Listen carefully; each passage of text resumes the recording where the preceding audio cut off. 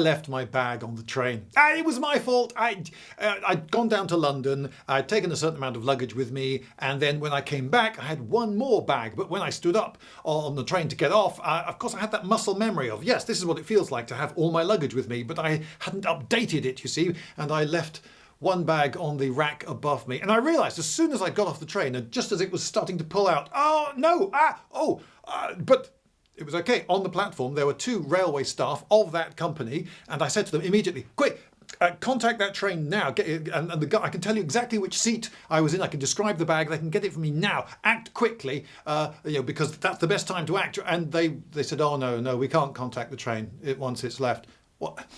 Obviously I knew, and they knew that I knew that you can contact a train despite the fact that it's moving, because it's the modern day. You can do that sort of thing now. What they meant was, we can't be bothered to contact the moving train.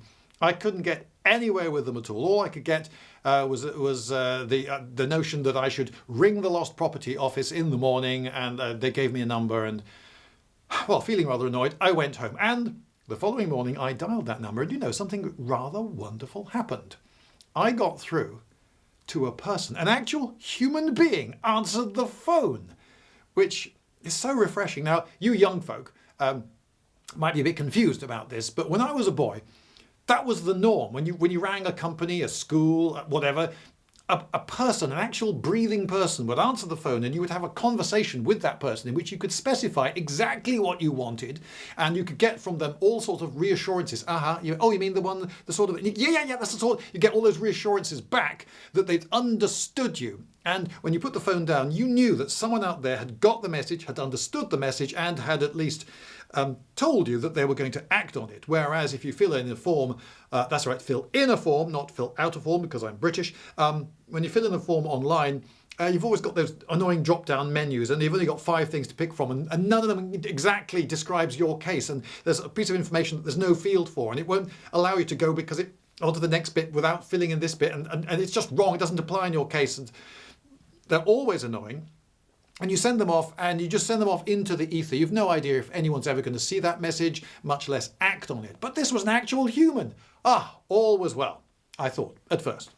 Unfortunately, it wasn't, because all that human would say was, oh no, you have to fill in a form online. I said, but I'm actually talking to you now at the office. Surely I could just tell you the details exactly, get that reassurance. Oh no, it's all done online now. You have to do it online. What do you mean it's all done online? Surely eventually it comes to a human. A human will read whatever information I put on the form and then act on it. It's not bots all the way down. A robot isn't going to go aboard the train and get my luggage. Someone will have to get the information off the form. It's much better if I just give you the information. No, you have to. But I couldn't get anywhere with this human. It was just no, you have to fill in the online form. So I went online and discovered that there are in fact 2 completely separate and parallel systems in Britain for reporting lost luggage on British railways. I don't know why.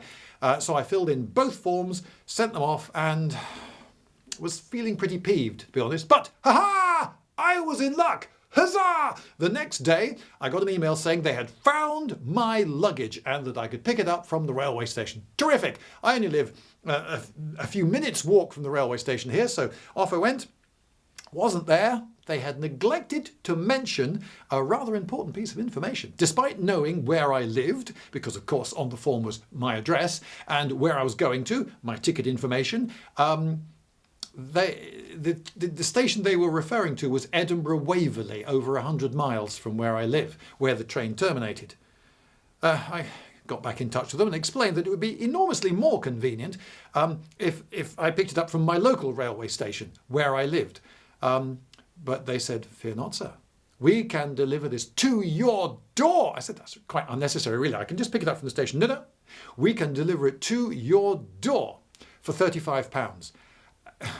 The bag and everything in it cost £50, so this was becoming a more expensive trip than I had planned. But all right, what do you do? So I paid the money and eventually was reunited with my bag. But I was still left with a feeling that, if only there was some sort of infrastructure, some sort of, transport link between the lost property office at Edinburgh railway station and the one at Newcastle railway station.